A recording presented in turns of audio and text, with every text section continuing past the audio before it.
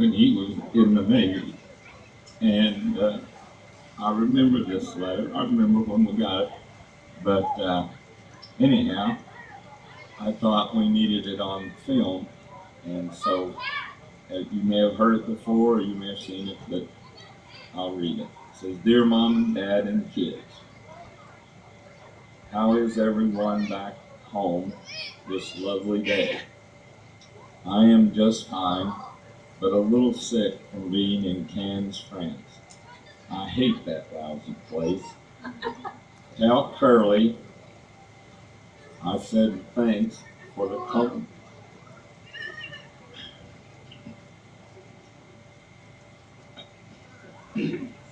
I sure needed it. My hair is 1.5 inches long now. It sure does grow fast. By the way, tell Curly to write me some jokes so it can cheer me up. Mom, if you can send me a picture of, of everybody in the family, all in one picture, and tell Cheryl when she gets those pictures back to send me one of me and Jerry to me. The reason why the pictures and Bible haven't got to you yet is because they were sent second class mail and it takes a long time. Did you ever get an annual from the Great Lakes Boot Camp? I bought 2 of them, one for you and one for Jerry.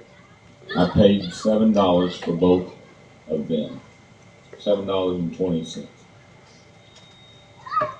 Well, the ship is 1,259 feet long, 250 feet wide, and it services 98 planes, and the cable catches the planes. When the planes hit the deck, and a hook on the bottom of the planes takes the cable, and I'm not sure where that went, where the other part is. It's probably on the back. But anyhow, then it says March the 21st, 1964. There you go, Papa. Just a poem I thought of while lying in bed one night, thinking of how I would like to become a Christian. I thought I would pass it on to the folks back home. I am but a sailor, sailing the blue sea, but I have a Savior watching over me. I guess it is too good to have a true friend. That's the reason why I would like to have him. I thought a lot about our Jesus Christ, so when I get him, I hope I can get him right. That's the way by day and by night, but when I need Jesus, he will be in sight. Then these are childhood at the Temple home. Looking back, I see me as a 4-year-old. I ran away from home, all the way past Grace and Work Woods to a culvert that ran under the road. It was there that Mama caught me and I got that famous first whipping. No doubt it broke my heart, but I have no scars to look at. Next, when I went to the old well over the field barefooted and Daddy had to carry me back, I think that is when I started getting lazy. At the age of 13, I had to help Dad on the brick truck because he had ulcers and I had to help him. Not once did he take one day off work. He put out a big garden and we ate out of the garden.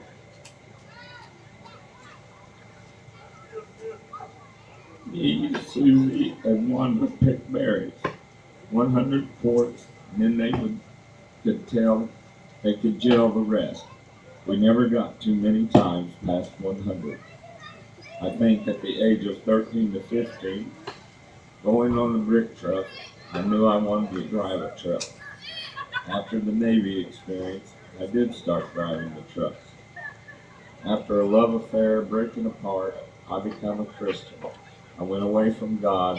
In those days, I never let God get too far from my Savior. He was always on my mind. The main reason was the prayers of our mother and father.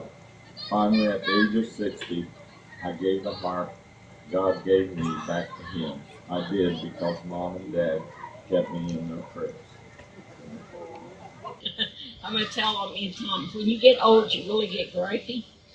And I went in, and he was in the chair, and he said, I said, are you going to Seymour? Saturday. Yeah, I got to go at 2 o'clock. I said, oh, what are you going for? He said, it's none of your business. And I said back to him, if I said that to you, you would have a fit. He did not tell me. He said, me and John's going to Seymour. So I had no idea. Thank you, Tom. Then Paul come in and asked me, where am I going? Yeah. I said, I'm going to Seymour. Where are you going to Seymour at? No. I said, no. I didn't. Okay. I had an aunt, my mom's sister, Vivian. They called her Tootie. One year we went down there to visit her down below Salem. And I was probably a sophomore or something. And she said, Becky, I want to give you something. And this was years ago. And I said, okay. She said, I have a Valentine that your mother sent in school to her aunt who was the school teacher. And she said, I want to give you that Valentine. I'm not sure some of you have seen it, but some have not. So we figured this was back in 1929. And it's got her handwriting on the back. It has her handwriting to Miss Irene McClintock from Regina McClintock. And that, my mom signed that. I used to put it out at Valentine's Day, but I don't anymore. It's really tattered. So that was something. And then I think something else that we've often talked about, Dad every night had prayer. And you gathered in the living room, there's 9 kids, and you got down on your knees. You didn't sit in a chair. He prayed the longest prayer. I went to sleep many a times because he prayed and prayed and prayed. And we'd go to sleep, wouldn't we, Paul? I mean, down on our knees, and I know Denny did. I mean, yeah, the long prayers. It was also very funny to when everybody got kneeled down and you'd sit up and look around, all in butts around the room. Wow. Well, I hadn't exactly thought of that. I did that, so I know. I removed it. Thank you.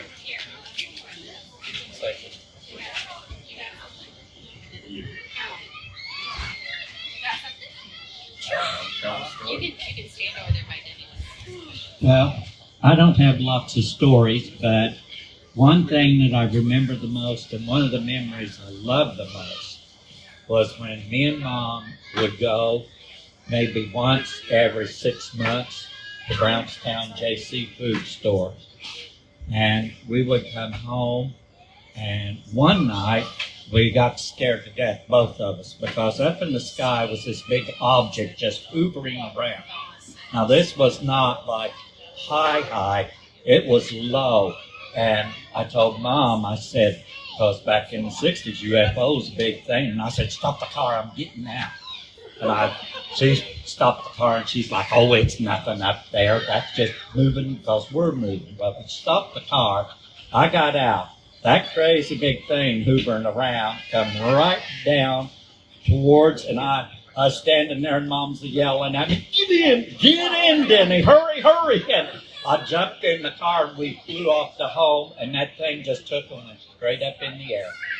Shot straight up, and me and Mom laughed and laughed. And I would tell her every now and then when she's older, I'd say, Mom, do you remember that? And she's going, I sure do. I sure do. But I love the stories that Mom related to me about herself. And I don't know if Wanda and them even know some of them, but she told me one time, she said, well, your Grandpa McClintock, he was a bootlegger. Said one time I got in the back of his car, said, you didn't have to worry about it. Said he delivered the best bootleg over into Bedford, and said the police couldn't catch him because Grandpa always had the newest vehicle. And they would outrun, and she said one time I got in the back of the car, hid, said, Buddy, said, Grandpa made his delivery, took off, and said the police was coming, said I was scared to death, but said, Papa just took off, Dad didn't, went right on out in the country, said they never caught him. But Mom was really, Mom had a temper when she was young. And one time, she had made really an A in a Latin class in her high school. And it was Miss Pearl somebody was the teacher. And Mom told me, said, I'm going to tell you something right now, Denny. Said, my temper would get the best of me. And said, she gave me a B. Said, I went right back to that school and went in and said, I told her, you'll change this. And Miss Pearl said, that's what you got, Jeannie. And Mom said, I just grabbed a hold of her hair and said, you will change it. And she changed it to an A. But Mom and them would get in trouble. I loved the stories that she would tell me, you know, because I was really closer to Mom than to Dad. But I remember one time,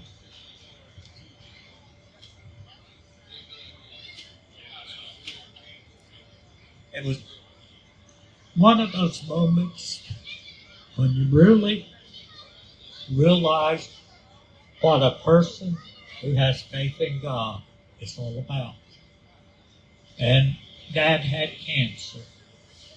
And it was so hot. Now, we're talking about the days when you had an old house that was a home and was more of a home than some of your modern-day houses. Because we were all together, 9 in a small place. But Dad had that cancer. But he had so much faith in God.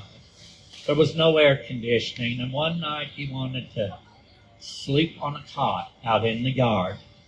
Now, I was an imaginary person, and we was talking about how Olden got that. Where'd it come from?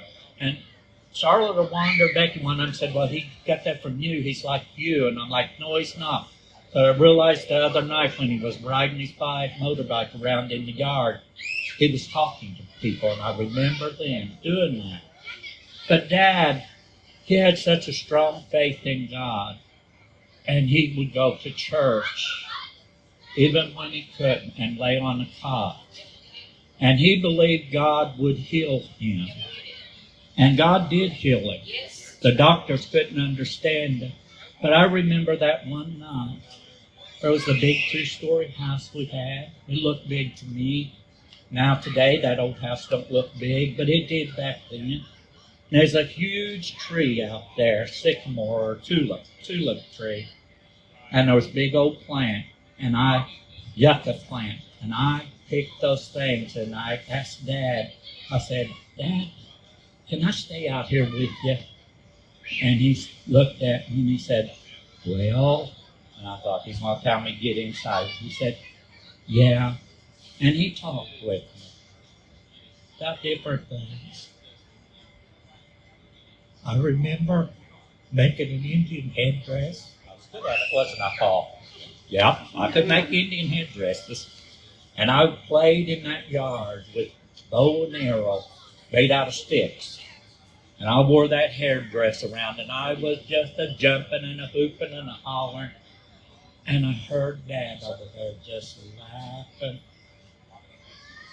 He said, boy, I'll never forget that. That's my boy. I thought, he could have said, shut up. I want to sleep. I'm tired. I'm wore out. But he had those, that's my boy. And I'll never forget those memories. I think that's what I love the best about our family. Even today, we have made memories. And you guys better remember to look back, because sometime in your older age, it'll come back to you. Something will just spark it, and you'll remember. The mom and dad were the most awesome people. They sacrificed for us, and they sacrificed for people. And that's what made it so special. Now we know Denny is an alien. He was abducted. The real Denny was abducted, and this is an alien. I know that. He said it.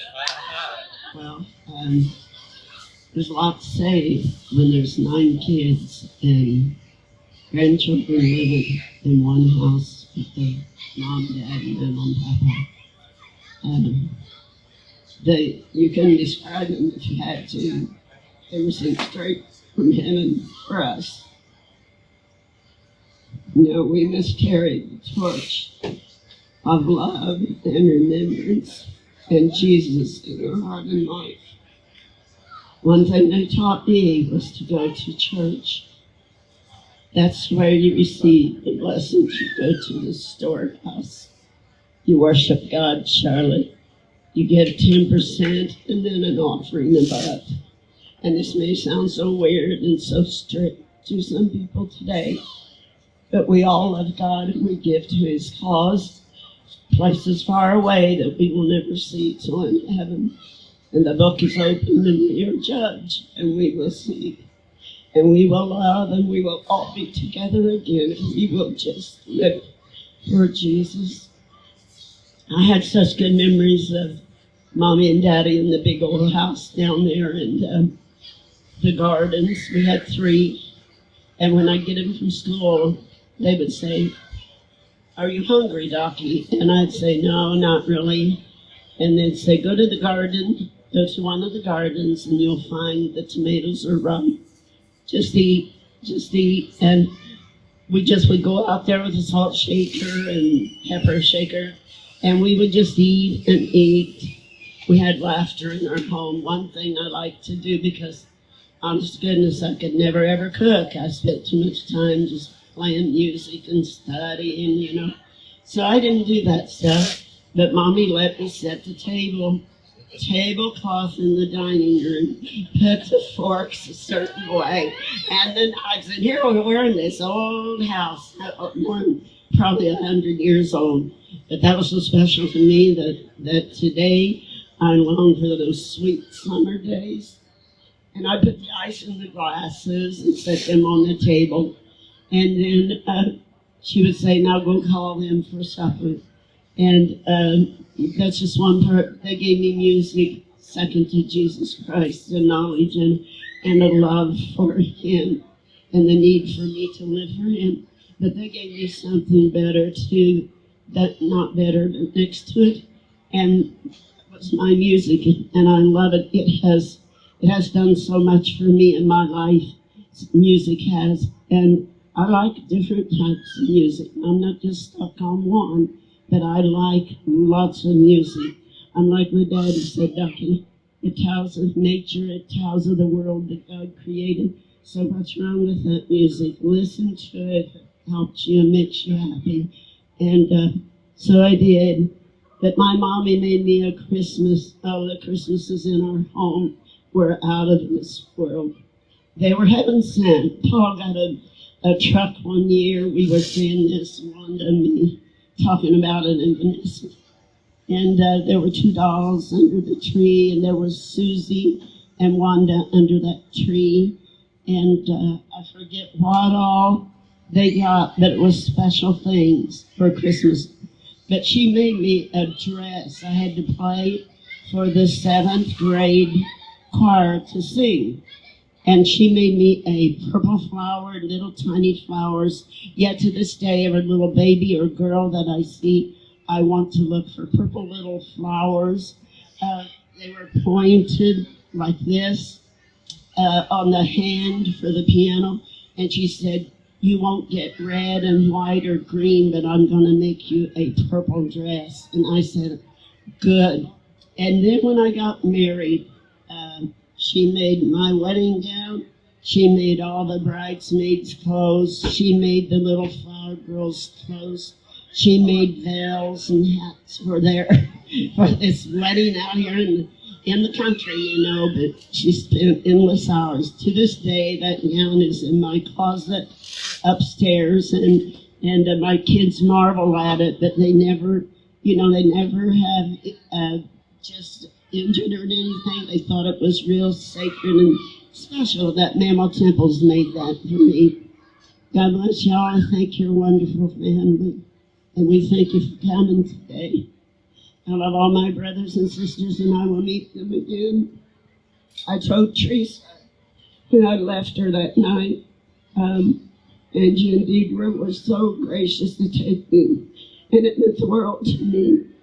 I told her, Teresa, I will meet you on the other side. I said, I will meet you on the other side. And then I leaned down, I kissed her, and then I went out the door, and as I went out the door, I said, on the other side. And so we will meet again. God bless y'all today. I didn't know we were going to do this. I did. How long have you got? It's your chance. Lots of more. My Well, Hold it close to your mouth. it's very good. That's good. You gotta hear it. Got it. Well, first of all, thank you, Tom. You're welcome. All of you are. Yes.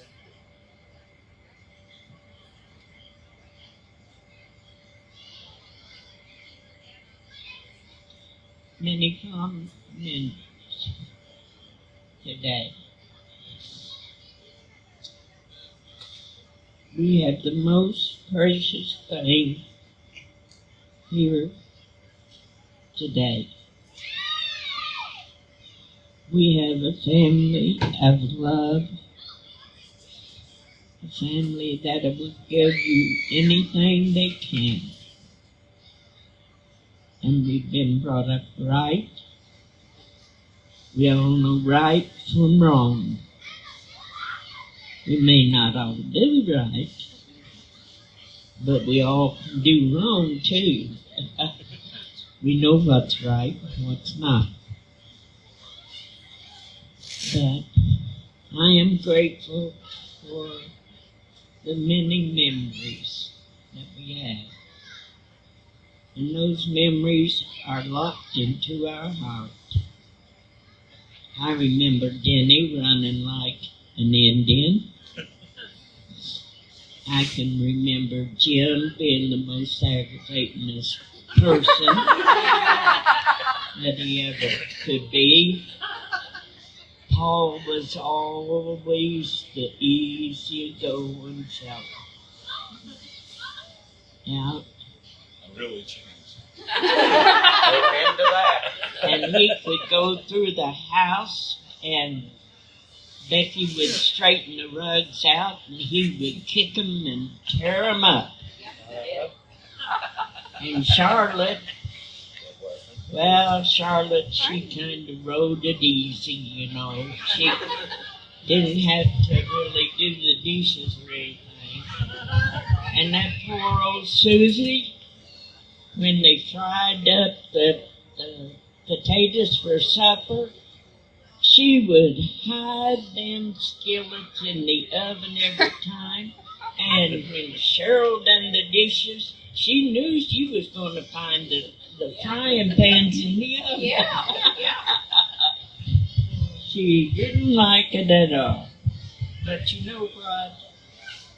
It was a good family to come from. We all had different skills. I loved to clean. Oh, I loved it. But we were all brought up in the church. And we knowed if nighttime come, we knew that was going to end went down on her knees, and you didn't go to bed without gathering around. I know that that old stove would be jumping hot, and Dad would pray until that stove was almost out. That is the truth. And we would,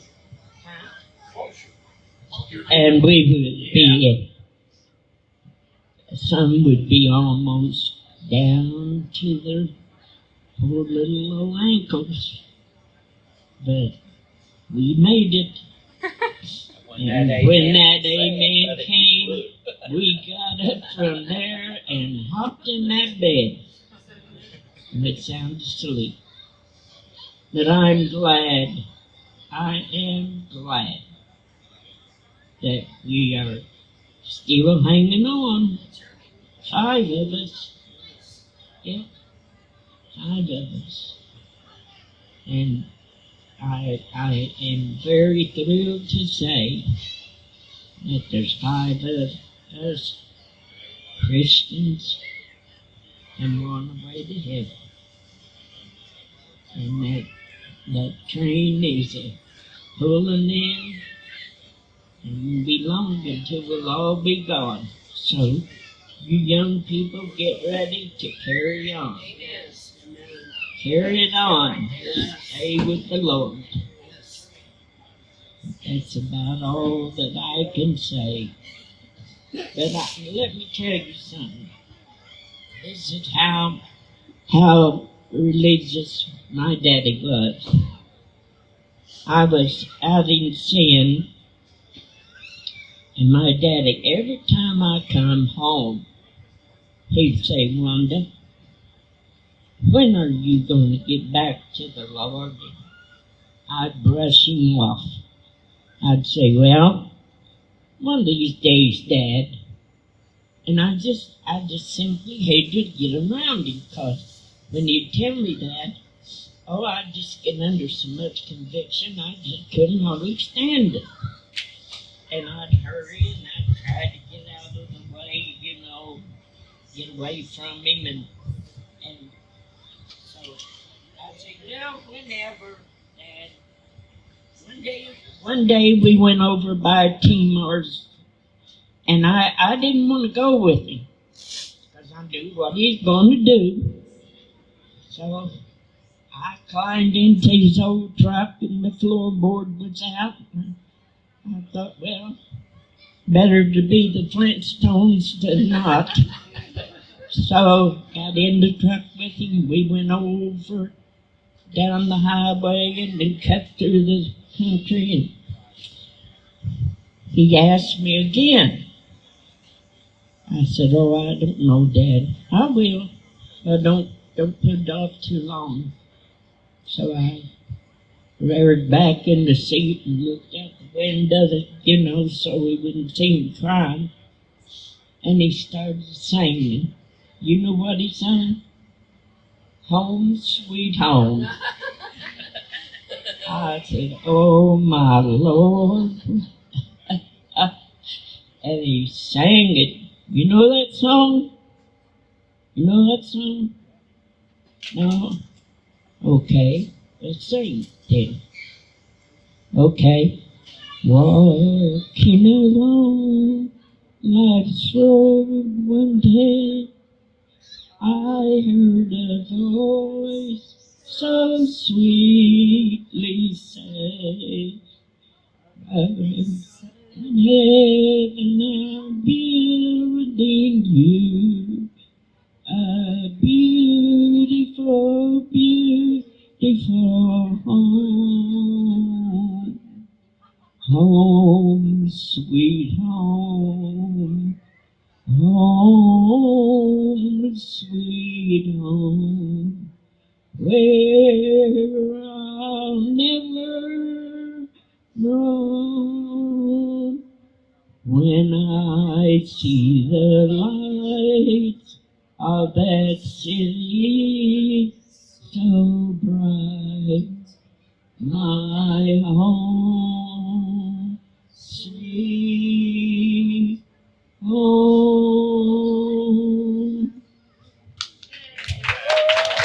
One thing I forgot I wanted to tell. 2 years ago, I got to go out to Virginia, and when we went to Virginia, they took me through the bridge where the water comes through and it's under the ocean. And this big, humongous Steve said, "We're going to show you something, Charlotte, that will certainly you will like." And that's Chris's fiance. And I said, "What is it?" And I thought it was going to be this bridge with the water and the under the ocean, which we were.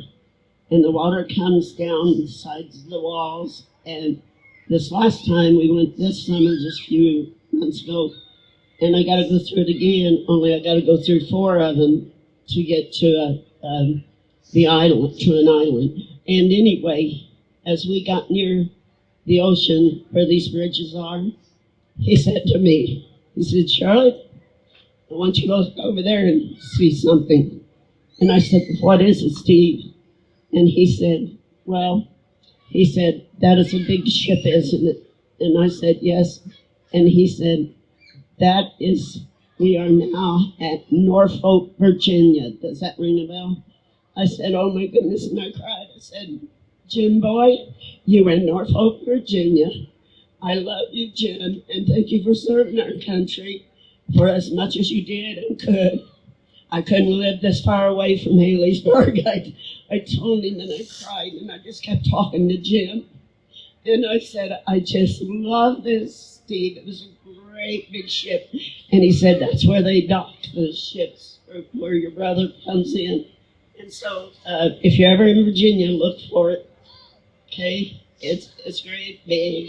And I know some of you have been there. Yeah. Okay. When me and Denny weren't in school yet, and we went with Mom. Mom was going to Medora from Sparksville, and there's a piece of wood in the road, and she said on the way in, "Them mean senior boys have put a nail in that board and thrown it out there so people get a flat tire." So when we came back from Medora, she said, "Paul, you're going to get out and get that board and throw it in the ditch." And I said, "Okay." Well, the car we had, the back door didn't open like this. The back door opened like that. And there was a post, in between the front seat and the back seat. So when we got close, she slowed down. Well, I went ahead and opened that door, and the wind just caught it, and popped it open. And I stepped out on that running board, and I was standing there hanging on, and there was a commercial on TV back then. And I hollered, Denny was sitting across on the seat, and I said, "Look, Den, one hand." And that was from a commercial. And then I said, "Look, Den, no hands." And when I did that, I fell off. And when I fell off, the car ran over one of my legs. Now, I don't know how I got up there in that car, but I remember looking and seeing that car come and run right over my leg. And she took me back up to Medora. There was a doctor there, and he had me stay in bed for 2 weeks. But anyhow, that's a story. And he always tried to prove he was Mr. Big Brother. But I got news for him now. He's a lot older than me, so he's the little brother now. I'm the big one, buddy. All right, we'll end on something kind of fun. I hope it'll be fun. Who taught you how to drive, or how did you learn to drive? And be sure to tell us about the siblings who aren't with us anymore, if you know how they learned to drive. My husband taught me. Well, I kind of taught my own self. Daddy had got a Buick from Chauncey Hagg's brother in Bedford, Indiana. And while Daddy was talking after church, I got in it and took it up the road and back down. And I learned myself. But then my husband moved me to Columbus, Indiana. I got out of the Army, and that's who really taught me how to learn how to drive. I'll never forget it. Dad did. Yeah, and we went to Emmy Wheeler's little store there on the corner of Haley'sburg, and he said, "You're going to drive." And I said, "No, I'm not." He said, "I told you you're going to drive and you're going to learn how." And so I he said, "Turn the key." I said, "Where's the key?" And he said, "Right here." I said, "There it is." And so he did, everything he did was so, just picky. And so he said, "Now I'm going to have you to drive and I want you to stay on the road." He started yelling at me at the top of his lungs, "Get over, you're going to kill us all. I thought you was ready to learn. I thought you could do this and you can't." And that was Dad. But anyway, we went up over those humps, those hill humps. And I was over on the other side and wasn't supposed to be. And he screamed and got a hold. He put his hand on my shoulder and said, "I said, get over." Over, that means that way, not this way. And I never forgot it, but he taught me, and that's the only time I had a bad experience like that. And he said, "I'll show you on the way home how to drive this." He got in the car. We got our lunch meat, cheese, whatever it was. And we got in the car and started over these humps. But he started going fast, real fast. And the faster it was that we got to the farmhouse, to the farm place, the house. And he said to me then, he said, "Now, does that show you how to drive?" I went on my sides and your sides, and I took a hold of the door, and I had a hold of the door, and I said, "Okay, so you think you taught me how? You scared me to death, and I wouldn't want to drive like you for nothing. But I'll learn from you." So I got a job at the canning factory, and he said, "You're going to drive every day. You're going to stop at the stop signs, full stop." He taught me. He was a good teacher. It was really crazy experience, but it was fun too. Now that I look back. Jim drove like that before he died.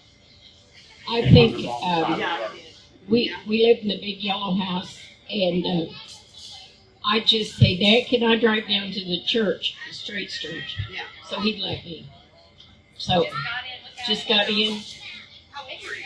Huh? How old were you? I wasn't very old because we went up on the ridge. I went up on the ridge. Dad had no insurance. I had no license. And I would go up on the ridge and fill the car with kids and people that wanted to come to church and bring them to church. I had no license. There was no insurance. You had Jesus. I had Jesus. But he just let me drive. I was like 14, yeah, because I wanted to experience learn. I took driver's ed in Salem.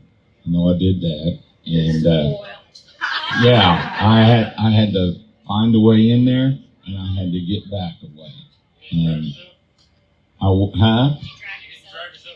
No, we didn't have no car we didn't have no spare car. But driver's ed taught me, but then that was an automatic, Well, Dad said you need to learn to drive a straight shift. And so we were down at Sherrill, and if you've ever drove a straight shift, you got to get used to letting out on the clutch and giving it gas and be switched. Back then, well, you had to shift gears.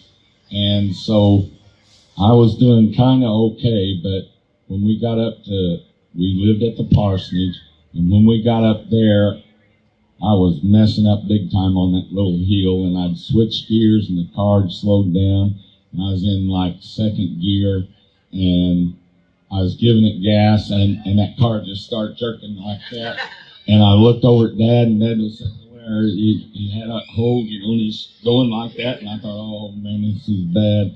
And I tried to turn in, but I didn't get turned, and there was a hump about like that. The driveway went this way, and there was a hump there. And I hit that hump and and we was right in the middle of the yard when I got stopped. Dad just got out of the car, and I said, "I guess I need to work on that." And he said, yeah, you need to work on that part.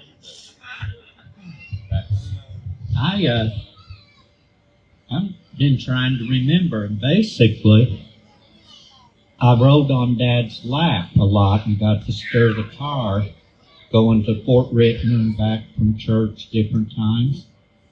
And really, I taught myself. Basically, I don't even think Paul knows this one. I hope not. He does now. But when I went to college, I still, at Olivet, I didn't have my license. I was a freshman. And so I come home, and I got my license somehow and drove. And Paul had this really nice car. I can't remember, was it a Mustang or something? You and Sheila was married, living in Medora. Orange or red? We had a red Chevelle and a Red Chevelle, that was it. And I come with Paul and come over, and he said, "You can use my car." Yeah, and I just got my license. So I hopped in, and I was going over to Campbellsburg, where I graduated from West Washington. I was going to let my friends see me in that good car, you know. Got in it, got down to Denny Phillips to put gas in, and when I pulled into Denny Phillips, I hit the gas tank. Denny come out, he said, "No damage, and how much do you want, Denny? And next time, try to keep away from my tanks." And I'm like, "Oh, okay." But basically, I just, from Dad doing that, and then just learning myself, and I remember going and getting my license, which was always a nightmare for me. I was just, didn't matter either. I didn't care whether I had them or not. But when I got in college, then it's like, yeah, I want my license. I'll be one of those big guys. Cheryl, I don't know. I don't ever remember drive, because she always had ride. Susie did too. I remember riding in a convertible with Susie and somebody, Patty Penrose and someone else, and Dad would make me go with them, and then he'd make me go with Cheryl and George. Because back in them days, guys, you didn't hop in a car and just go off riding around. You had a chaperone. Yes, you did. And I'm like, I always got stuck, and I got so tired of hearing, "I just always had to come along." But I don't remember how they even learned. I'd say George. Jim? George. I would say George, yeah. Because she drove like George. Uh-huh. Yeah. Fast. You know? Yeah, Roadrunner.